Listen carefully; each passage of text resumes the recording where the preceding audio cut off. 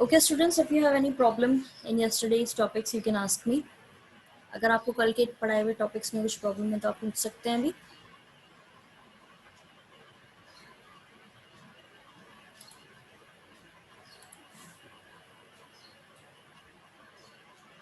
No, ma'am. Okay.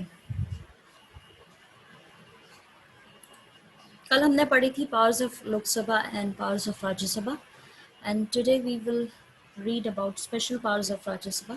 Special powers क्या होती है राज्यसभा की, उसके बारे में आज हम पढ़ेंगे. As you know, the Rajya Sabha is an institutional mechanism to provide representation to the states. आपको पता है जैसे कि राज्य सभा जो है वो एक institutional mechanism है जो किसको represent करता है, states को represent करता है. Its purpose is to protect the powers of the state. इसका main purpose होता है कि ये किसकी powers को protect करे, state की powers को protect करे. Therefore, any matter that affects the state must be referred to it for its consent and approval.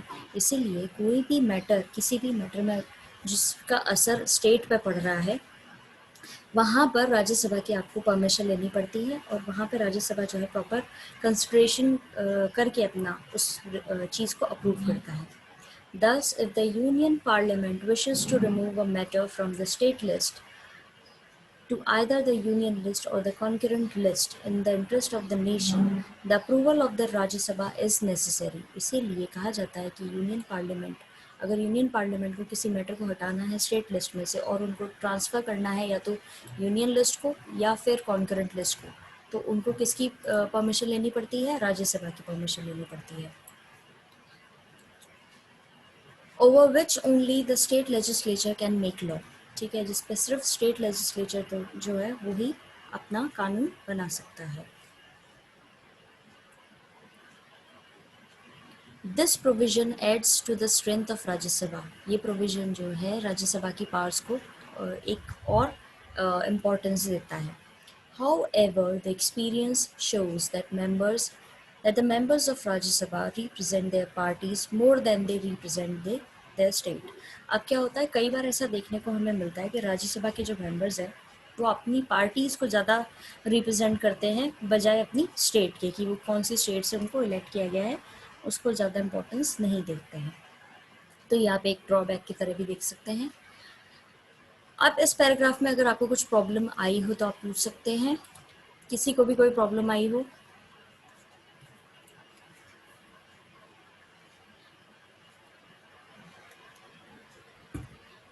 ये बेटर रहेगा अगर आप लोग रिप्लाई करेंगे, या तो आप यहाँ पे बोल के रिप्लाई करें या फिर आप चैट में रिप्लाई करें. No, ma'am. ओके.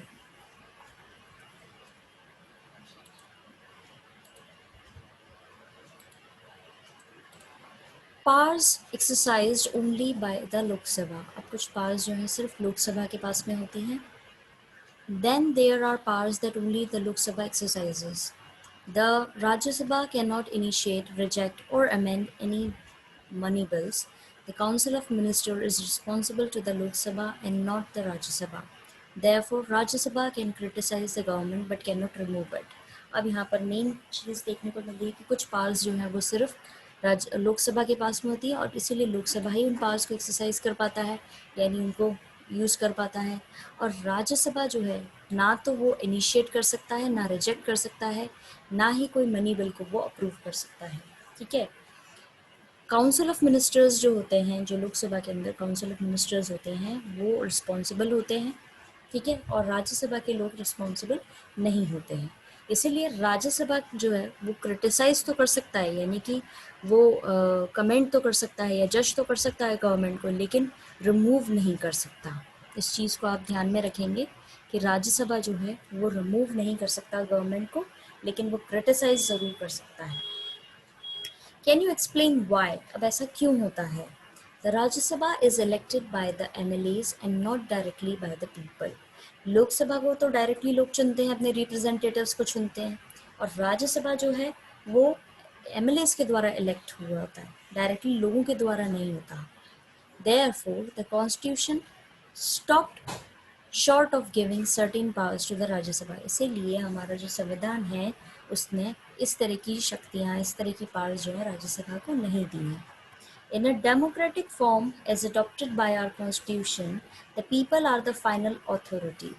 अब जो डेमोक्रेटिक फॉर्म ऑफ गवर्नमेंट है जो हमारे कॉन्स्टिट्यूशन में अडॉप्ट की गई है, लोग जो हैं वही उनके पास फाइनल अथॉरिटी है, यानी कि फाइनल पावर किसके पास में है? लोगों के पास में है। लोग का पहले अपने रिप्रेजेंटेटिव्स चुनेंगे, उनको इलेक्शन में पार्टिसिपेट करवाएंगे, फिर इलेक्शन में जो जीतेगा वो जाएगा लोकसभा में, ठीक है। By this logic, the representatives directly elected by the people should have the crucial powers of removing a government and controlling the finances. अब इस तरह की जो हमारी डेमोक्रेटिक फॉर्म ऑफ गवर्नमेंट है, जहाँ पर लोग बाग चुनते हैं लोगों को, अपने इलेक्टेड लोग उनको चुनते हैं रिप्रेजेंटेटिव्स को, उन्हीं के हाथ में ये पावर्स होती है कि वो गवर्नमेंट को हटा सकते हैं और गवर्नमेंट के द्वारा जो खर्चे किए जा रहे हैं, जो फाइनेंशियल चीज़ें यूज़ की जा रही है, उनको भी कंट्रोल करते हैं।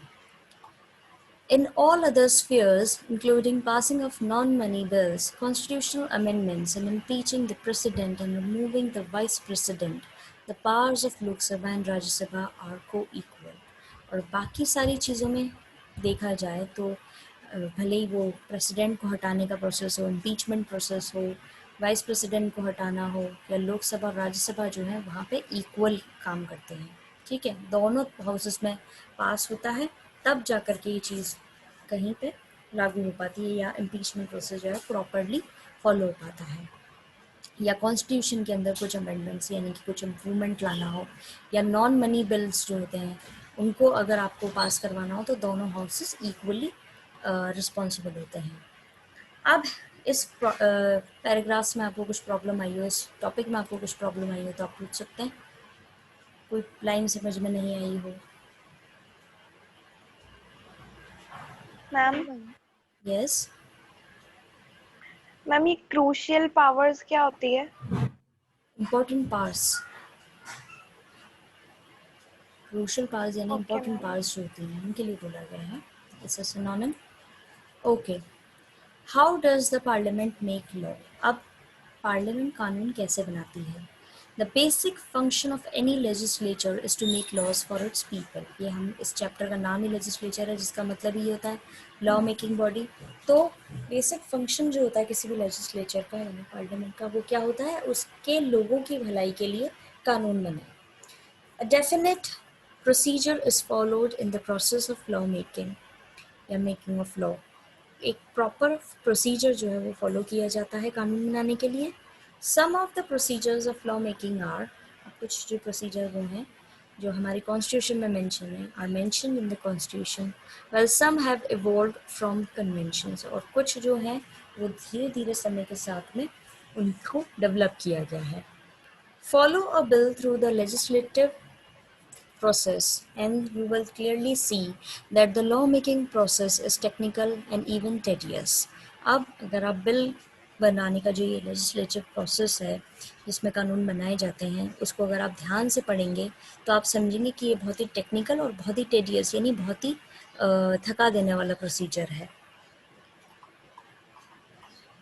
लोगों के इनपुट होते हैं, ठीक है, लोगों को जो चाहिए उस चीज़ के बारे में बात होती है, कमेटी बिठाई जाती है, ठीक है। अब ये आप देख सकते हैं कि यहाँ पे कई सारे आपको ब्लॉक्स दिखेंगे, कई सारा प्रोसीजर है। कमेटी आपको रिपोर्ट देगी, एक बिल बनाने की बाद में प्रस्ताव रखा जाएगा, फिर इंट्रोड्यूस किया जाएगा। अगर वो नॉन मनी बिल है तो वो हाउसेस में इंट्रोड्यूस किया जाएगा, फिर बिल जो है भेजा जाएगा, बिल सेंड टू कमेटी और discussed in the house itself. Houses में उसको डिस्कस किया जाएगा, उस पर विचार विमर्श किया जाएगा, डिबेट होगा, फिर कमेटी जो है रिपोर्ट देगी, फिर हाउस में और may not accept the report. अब हो सकता है कि हाउस जो है उस रिपोर्ट को नहीं माने, फिर आगे क्या होगा? डिटेल डिस्कशन होगा उस बिल का हाउस के अंदर, उसके बारे में और बात होगी, बिल एक्सेप्ट होगा या रिजेक्ट होगा, फिर उसको भेजा जाएगा दूसरे हाउस में यानी कि लोकसभा से, फिर उसको राज्यसभा में भेजा जाएगा, ठीक है। अदर हाउस अप्रूव्स और गिव्स रिकमेंडेशंस, ठीक है, दूसरा हाउस जो है उसको रिकमेंडेशन देगा या अप्रूव कर देगा। अगर अप्रूव कर देता है तो प्रेसिडेंट के पास में भेजा जाएगा अप्रूवल के लिए या रिकन्सिडरेशन के लिए, फिर प्रेसिडेंट अगर उसको अप्रूव कर देते हैं तो वो कानून बन जाता है। In case joint session of the parliament if required, अगर दूसरा ऑप्शन क्या होता है, जॉइंट सेशन कराया जाए, यानी पार्लियामेंट के अंदर एक और सेशन को इंक्लूड किया जाए, दोनों लोकसभा राज्यसभा दोनों को चलाया जाए, तो वो भी एक ऑप्शन होता है जिसमें इसको रिकन्सिडरेशन के लिए भेजा जाता है। तो ये आप देख सकते हैं कि एक बहुत बड़ा प्रोसीजर है, लोगों की बातचीत या लोगों की इच्छाओं के अनुसार काम करने के लिए इनको पूरा प्रोसीजर फॉलो करना पड़ता है। अब इसको हम लाइन टू लाइन पढ़ेंगे। अ bill is a draft of the proposed law. एक बिल जो होता है एक ड्राफ्ट होता है, एक रफ आइडिया लेने के लिए होता है, जो आप कानून बनाना चाहते हैं उसके लिए। There can be different types of bill. अब यहाँ पे अलग अलग तरह के बिल्स होते हैं। When a non minister proposes a bill, it is called private members bill. अब कोई व्यक्ति जो मिनिस्टर नहीं है वो कोई कानून बनाना चाहता है, तो उसके लिए क्या बोला जाता है, उसको प्राइवेट मेंबर्स बिल बोला जाता है। A bill proposed by a minister is described as government bill. अब कोई मिनिस्टर यहाँ पर बिल देना चाहता है, यानी एक कानून बनवाना चाहता है, तो उसको बोला जाता है गवर्नमेंट बिल। ध्यान में रखेंगे, जो मिनिस्टर करवा रहा है उसको तो गवर्नमेंट बोला जा रहा है, और जो मिनिस्टर नहीं करवा रहा है उसको प्राइवेट मेंबर्स बिल बोला जा रहा है।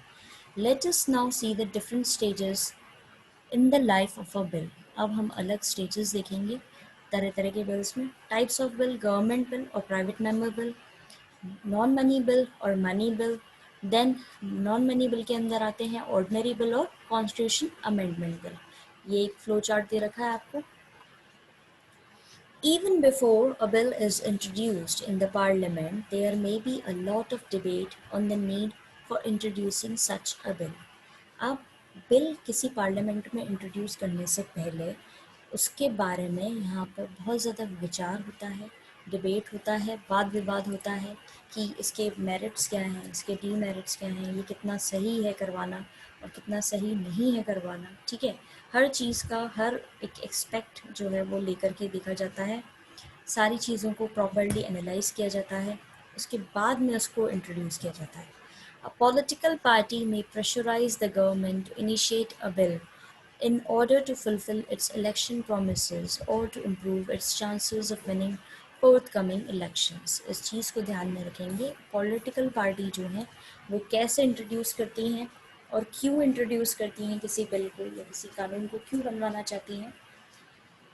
जब वो इलेक्शंस लड़ चुकी हों, ठीक है, और वो जीत चुकी हों, तो वो उन्होंने जो प्रॉमिस किए थे जनता से कि हम ये वाला कानून लेके आएंगे, हम इस कानून को फॉलो करवाएंगे या इस कानून को बनाएंगे, या तो इसलिए वो बिल प्रपोज करते हैं या फिर आने वाले जो इलेक्शंस हैं वो उनको जीतने हैं, उसके अंदर जो उन्होंने अपने पॉइंट्स या अपने ऑब्जेक्टिव्स सेलेक्ट कर रखे हैं कि अब हम ये वाला पॉइंट रखेंगे तो शायद हम इलेक्शंस जीत जाएंगे, इसके ज़्यादा चांसेस हैं, उसको प्रूव करवाने के लिए भी ये लोग बिल प्रपोज करते हैं। Interest groups, media and citizen forums may also persuade the government for a particular legislation। अब क्या है यहाँ पे, हमने जैसे देखा प्राइवेट मेंबर बिल के हिसाब से भी आप समझ सकते हैं कि लोग बाग प्रपोज करते हैं, उनके अंदर कौन आते हैं, ग्रुप्स आते हैं, मीडिया आते हैं, सिटीजन्स जो अपनी गवर्नमेंट के अंदर कुछ पर्टिकुलर चेंजेस लाना चाहते हैं, वो भी इस चीज़ को फॉलो करते हैं, लेजिस्लेशन को। Law-making is thus not merely a legal procedure but also a political course of action। कानून बनाना सिर्फ एक लीगल प्रोसीजर नहीं बल्कि एक पॉलिटिकल कोर्स ऑफ एक्शन भी, यानी कि राजनीति भी इसके अंदर टोटली इन्वॉल्व होती है। The preparation of a bill itself involves many considerations such as resources required to implement the law, the support or the opposition that the bill is likely to produce, the impact that the law may have on the electoral prospect of ruling party etc। अब इसके कई सारे aspect होते हैं, किसी भी कानून को बनाना, प्रिपेयर करना, बिल्कुल उसके अंदर कई सारी चीज़ें देखनी पड़ती हैं कि क्या क्या रिसोर्सेज लगेंगे इस कानून को बनाने में, सपोर्ट मिलेगा नहीं मिलेगा या अपोजिशन झेलना पड़ेगा, ठीक है, क्या इम्पैक्ट पड़ेगा कानून बनाने का हमारे इलेक्ट्रल प्रोस्पेक्ट पे, जो पार्टी रूल कर रही है उसके खिलाफ में क्या या उसके फेवर में क्या इम्पैक्ट पड़ेगा किसी कानून को बनाने का, और भी कई सारी चीज़ें होती हैं जो देखनी पड़ती हैं। In the era of coalition politics, especially, a bill proposed by the government has to be acceptable to all the partners of the coalition। अब इस चीज़ को आप ध्यान में रखेंगे, कोलिएशन क्या होता है, गठबंधन की सरकार जो होती है, जैसे कि तीन पार्टीज़ ने इलेक्शन लड़ा, ठीक है, और दो पार्टीज़ जो है वो मिलकर के सरकार बना लें, ठीक है, थर्ड पार्टी के खिलाफ में, क्योंकि थर्ड पार्टी जो है उसके वोट्स ज़्यादा नहीं थे, ठीक है, सब तीनों के कुछ कुछ वोट्स थे, तो दो पार्टीज़ मिलकर के अपनी गठबंधन की सरकार बना रही हैं, तो तीसरी पार्टी से उन दोनों के मिलाकर के वोट्स ज़्यादा हो जाएंगे, और वोट्स ज़्यादा होते ही उनको सीट्स ज़्यादा मिलेंगी और उनकी सरकार बनेगी। तो अब इस तरीके की सरकार के दौरान कोई बिल पास किया जा रहा है, कोई बिल या कानून बनाया जा रहा है, तो क्या होता है, दोनों सरकार मतलब दोनों जो पार्टीज़ हैं जिन्होंने गठबंधन की एक सरकार बनाई है, दोनों के लोगों को अग्री करना पड़ता है, दोनों के लोगों के द्वारा उस बिल को एक्सेप्टेंस देनी होती है, तब जाकर के वो बिल आगे बढ़ता है। Such practical considerations can hardly be ignored. इस तरीके की जो प्रैक्टिकल बातें हैं उनको आप इग्नोर नहीं कर सकते। The cabinet considers all these before arriving at a decision to enact a law. अब कैबिनेट मिनिस्टर्स ऑफ जो होता है उसमें इस तरह की सारी चीज़ों को देखा जाता है, किसी भी लॉ के ऊपर कोई डिसीजन देने से पहले पूरी सारी चीज़ों के ऊपर चर्चा करते हैं। अब इस पैराग्राफ में और से रिलेटेड पैराग्राफ्स में अगर आपको कुछ समझ में नहीं आया है, कोई एक पर्टिकुलर पॉइंट भी समझ में नहीं आया है, तो आप पूछ सकते हैं।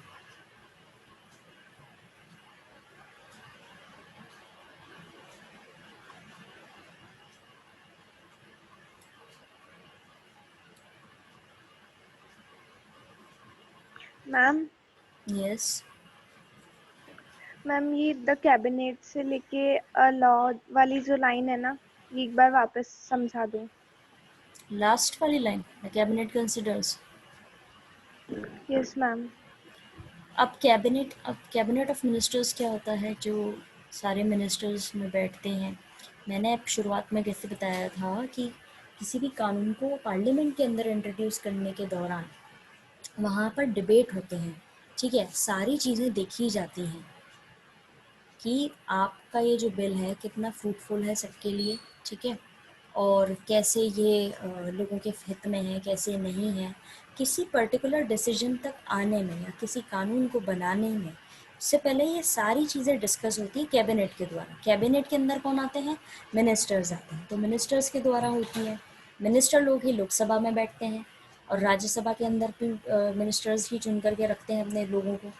इस तरीके से ये सब चीज़ें डिस्कस होती हैं एक हाउस में, उसके बाद वहाँ से हरी झंडी मिल जाए, उनको ग्रीन फ्लैग मिल जाए, तब आगे जाकर के ये दूसरे हाउस में पास होता है और फिर वहाँ पर भी डिस्कशन और डिबेट ही होता है। समझ आया? Yes ma'am. और किसी को कोई प्रॉब्लम नहीं है तो फिर अब आगे बढ़ते हैं। Once the cabinet approves the policy behind the legislation, अब ये जो कैबिनेट है ये अप्रूव कर देता है पॉलिसी को, ठीक है, the task of drafting the legislation begins. तो अब शुरू होता है काम किसका, ड्राफ्टिंग का। एक रफ होता है ना, अपन जैसे कोई प्रोजेक्ट बनाते हैं तो उससे पहले अपन उसका एक प्रॉपर वो बनाते हैं, प्लानिंग करते हैं कि इस चीज़ को कैसे बनाना है, प्रोजेक्ट में पहले क्या होना चाहिए, क्या क्या चीज़ें रिक्वायर्ड हैं, क्या क्या एस्पेक्ट्स इसके होंगे, क्या क्या चीज़ें हम यूज़ करेंगे, क्या हम पॉइंट्स दिखाएंगे, वो एक ड्राफ्ट बनने लगता है। The draft of any bill is prepared by the concerned ministry. अब ड्राफ्ट जो है वो किसके द्वारा बनाया जाता है, जो उस बिल को लाना चाहते हैं उस मिनिस्ट्री के द्वारा, उस सरकार के द्वारा या उस पर्टिकुलर एरिया के लोगों के द्वारा ये शुरू होता है। For example, for instance, a bill raising the marriageable age of girls from 18 to 21 will be prepared by the law ministry. अब एग्जाम्पल के तौर पर देखिए, अगर हमें कोई कानून लेकर के आना है, कानून जैसे कि लड़कियों की शादी जो है वो उनकी जो एज होती है, मिनिमम एज 18 से बढ़ा करके 21 कर देनी चाहिए, तो इसको कौन ड्राफ्ट करेगा, इस बिल को कौन बनाएगा, लॉ मिनिस्ट्री जो है वो ड्राफ्ट करेगी। The ministry of women and the child welfare में ऑल्सो भी इन्वॉल्व इन इट। और इसके अंदर मिनिस्ट्री जो वुमेन और चाइल्ड वेलफेयर के लिए काम करती है उसको भी इन्वॉल्व किया जा सकता है। Within the parliament, a bill may be introduced in the Lok Sabha or Rajya Sabha by a member of the house, but often a minister responsible for the subject introduces the bill. अब parliament के अंदर कौन introduce करता है, लोकसभा या राज्यसभा में? Member जो है दोनों में से किसी एक हाउस का, लोकसभा का या राज्यसभा का, ठीक है। But often A minister responsible for the subject introduces the bill. अधिकतर क्या होता है, अक्सर इसमें ये व्यक्ति जो इंट्रोड्यूस करता है वो उस पर्टिकुलर मिनिस्ट्री से ही बिलोंग करता हुआ होता है, ठीक है। A money bill can be introduced only in Lok Sabha. अब हमेशा ध्यान रखेंगे मनी बिल जो है वो हमेशा कहाँ इंट्रोड्यूस किया जाएगा, लोकसभा के अंदर।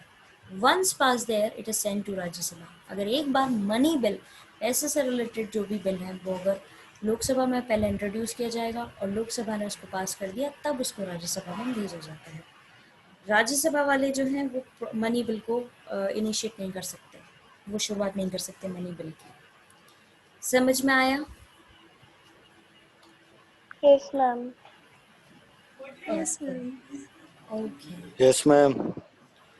अब है a large part of the discussion on the bills take place in the committees। एक बहुत बड़ा हिस्सा जो है इन बिल्स के ऊपर जो डिस्कशन होता है वो कमिटीज़ के अंदर होता है। हमने जैसे ऊपर फ्लो चार्ट में देखा था, कमिटीज़ को बिठाया जाता है। The recommendation of the committee is then send to the house. बाद में कमेटी का रिकमेंडेशन यानी कि कमेटी आगे जो हाउस जैसे लोकसभा हुआ उसको भेज देती है कि हाँ हमने इस पर सारा डिस्कशन कर लिया है, डिबेट हो गया है, डिस्कशन हो गया, अब आप इसको देख सकते हैं। That is why committees are referred to as miniature legislatures। इसीलिए committees को बोला जाता है ये miniature legislature है, यानी कानून बनाने का पहली जो सिद्धि है वो यहाँ यही है। This is the second stage in the law-making process. In the third and final stage, the bill is voted upon. If a non-money bill is passed by one house, it is sent to the other house, where it goes through exactly the same procedure. Second stage है law-making process की ये। फिर third और final stage के अंदर bill के ऊपर voting होती है। अगर नॉन मनी बिल जो है वो पास कर दिया एक हाउस ने, उसको दूसरा हाउस में भेजा जाएगा, वापस से सेम प्रोसीजर होगा वोटिंग का और डिस्कशन का, उसके बाद में आगे का वो लोग फॉलो करेंगे।